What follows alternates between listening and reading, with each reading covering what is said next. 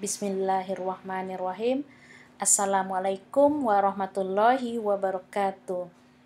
Pada kesempatan ini kita akan membahas proses penyusunan laporan keuangan pemerintah daerah, yaitu bagaimana proses penyusunan laporan keuangan konsolidasi.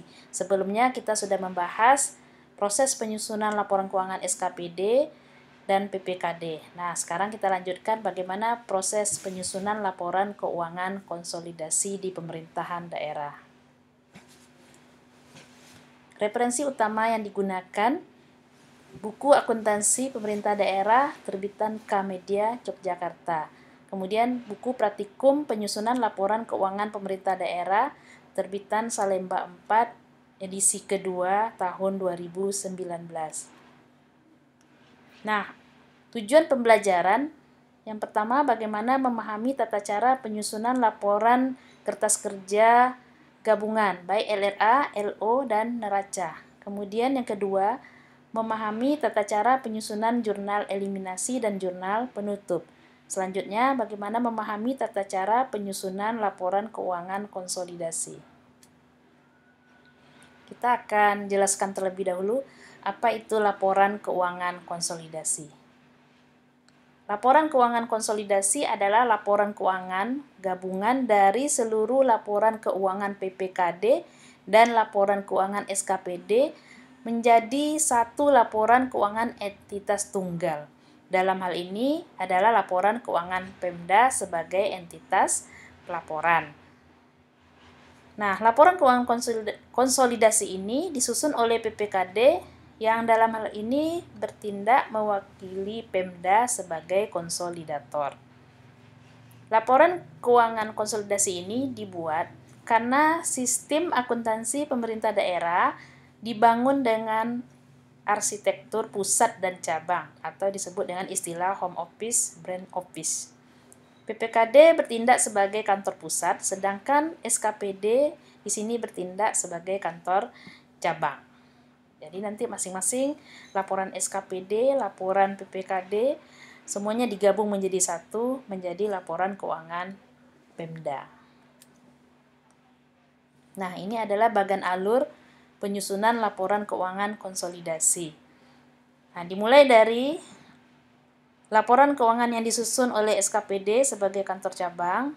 Jadi semua SKPD akan menyusun laporan keuangan seperti yang kita jelaskan sebelumnya. Begitu juga PPKD sebagai entitas akuntansi akan menyusun laporan keuangan PPKD.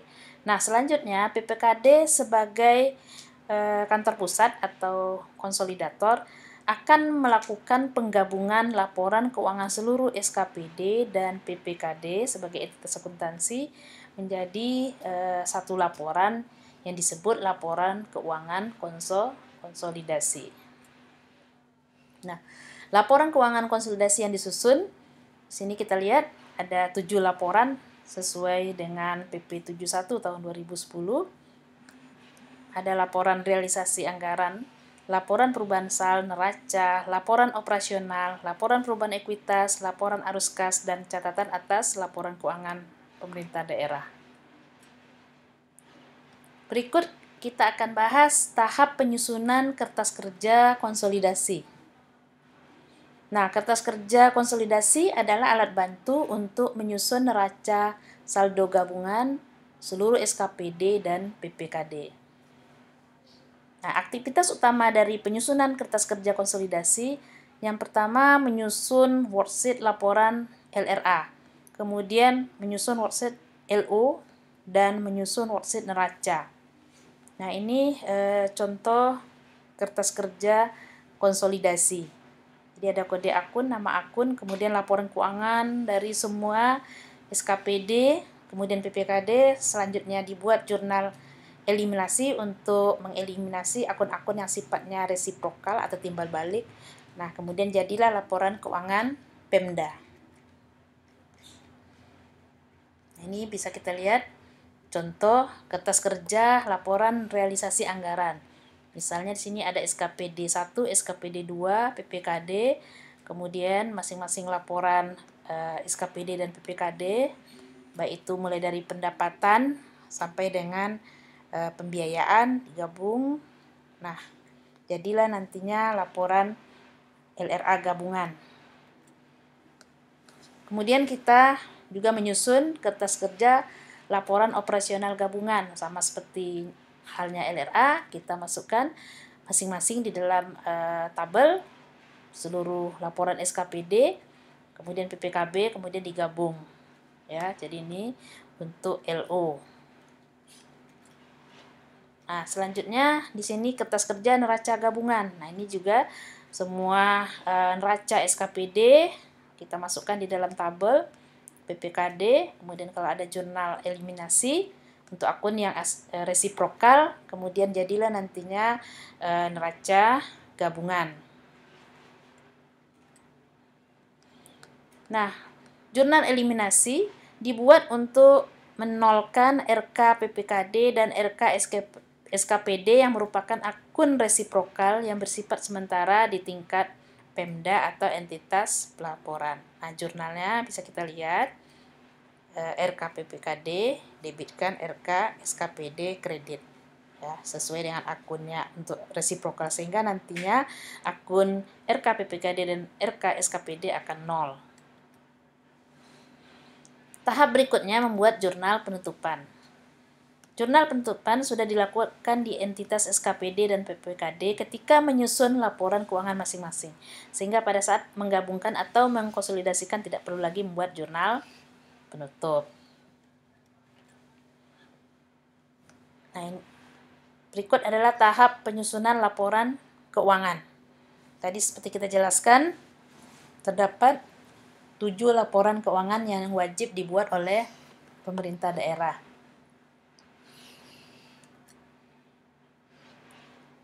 Kita lihat dulu laporan realisasi anggaran Pemda. Nah, ini kita ambil dari kasus sebelumnya, yaitu SKPD Dispenda, kemudian ada PPKD ya, yang kita bahas di video sebelumnya.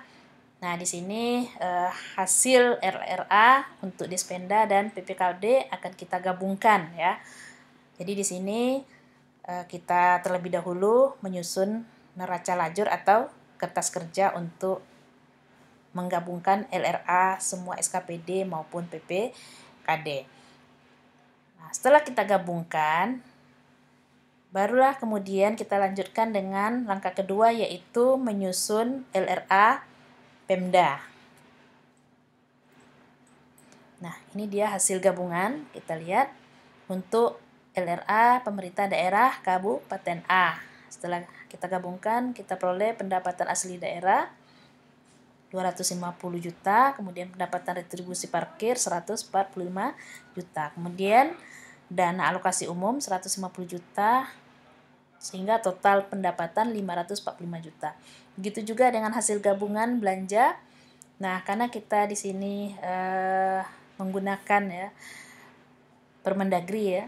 Di sini ada 2 kategori belanja tidak langsung dan belanja langsung, karena anggaran disusun berdasarkan peraturan Menteri Dalam Negeri. Nah, di sini juga kita akan menyusun LRA sesuai dengan aturan tersebut, ada belanja langsung dan tidak langsung. Nah, selanjutnya penerimaan pembiayaan dan pengeluaran pembiayaan, sehingga diperoleh silpa 314.100.000 untuk Pemda Kabupaten A. Nah, selanjutnya kita akan menyesuaikan atau membuat laporan LRA menurut SAP PP 71 tahun 2010. Nah, di sini terdapat perbedaan, misalnya kalau di sini ada belanja langsung dan tidak langsung. Nah, sedangkan menurut PP 71 belanja terdiri dari belanja operasi, belanja modal, dan belanja tak terduga. Nah, untuk silpa itu sama ya, 314.100.000. Nah, inilah LRA setelah dilakukan penggabungan untuk pemerintah Kabupaten A. Selanjutnya untuk laporan operasional. Nah, sama dengan LRA, kita juga akan menyusun neraca lajur untuk LO ya. Untuk kasus sebelumnya, kita akan menggabungkan laporan LO Dispenda dan laporan LO PPKD, sehingga diperoleh hasil total seperti kolom berikut ini. Nah, selanjutnya dari neraca lajur kita akan menyusun laporan LO untuk tahun yang berakhir 31 Desember 2017. Nah, dari laporan LO kita memperoleh surplus sebesar Rp437.450.000.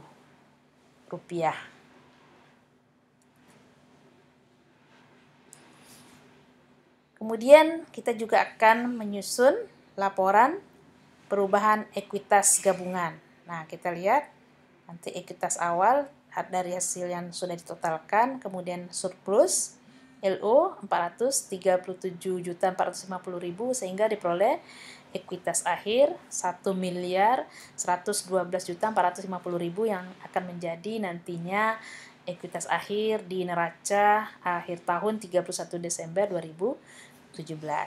Nah, laporan perubahan SAL. Nah, ini juga akan disusun oleh pemerintah Kabupaten A. Ya, kita lihat ada saldo awal SAL 500 juta, kemudian silpa ya. Silpa yang diperoleh dari LRA gabungan. Kita lihat tadi sebesar 314.100.000 itu akan menjadi menambah jumlah SAL awal. Sehingga total SAL akhir atau sisa anggaran lebih sebesar 814.100.000. Oke, selanjutnya kita akan menyusun neraca lajur, neraca gabungan ya untuk pemerintah Kabupaten A. Nah, ini sama juga prosesnya, kita ambil neraca masing-masing SKPD, di mana untuk kasus kemarin ada Dispenda dan PPKD sebagai entitas akuntansi. Kemudian ada kolom jurnal eliminasi, di sini digunakan untuk mengeliminasi akun-akun resiprokal. Yang kita lihat tadi ada RK Dispenda dan RK PPKD. Nah, di sini kita lakukan dulu jurnal eliminasi. Untuk RK Dispenda, kita lihat di sini saldonya kredit, untuk eliminasi kita debitkan. Begitu juga dengan RK PPKD, karena saldonya debit, maka harus kita kreditkan, sehingga nanti hasilnya 0 ya. Nah, ini dia neraca gabungan ya. Kita lihat ada kas di Kasda 814.100.000, kemudian piutang pajak kendaraan 30 juta rupiah, penyisian piutang 150.000, persediaan 5 juta, investasi 175 juta, investasi 40 juta, tanah 175 juta, peralatan dan mesin 110 juta, akumulasi penyusutan peralatan dan mesin 5.500.000, hutang bank, hutang bunga bank 6 juta, hutang jangka panjang 50 juta, dan ekuitas 1.112.450.000. Nah, ini juga sama ya, setelah digabungkan debit dan kreditnya saldonya harus sama. Nah, setelah menyusun neraca lajur, maka kita akan susun neraca gabungan atau neraca pemerintah Kabupaten A per 31 Desember 2017. Nah, kita pindahkan semua saldo tadi sesuai dengan nama akunnya ya.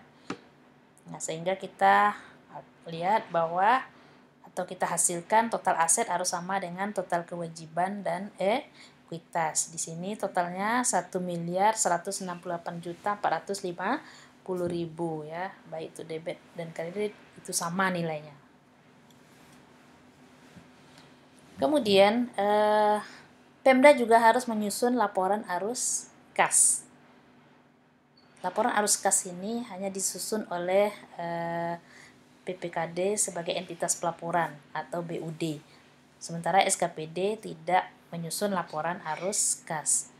Nah, kita lihat untuk laporan arus kas, kita akan masukkan mulai dari aktivitas operasi, ada kas masuk, kas keluar, kemudian total arus kasnya. Kemudian dari investasi, sama ya, ada kas masuk dan kas keluar. Kemudian total arus kas bersihnya kita hitung.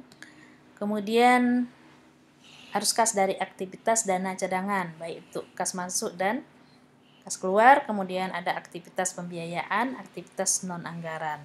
Kemudian kita totalkan lagi dengan saldo kas awal, tambah kenaikan kas, sehingga diperoleh saldo kas akhir Rp814.100.000.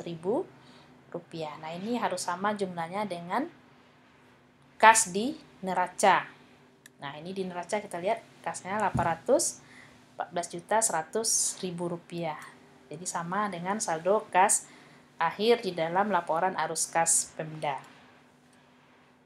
Nah, demikianlah proses penyusunan laporan keuangan konsolidasi untuk pemerintah daerah. Semoga hal ini bermanfaat bagi kita semua. Terakhir saya ucapkan Assalamualaikum warahmatullahi wabarakatuh.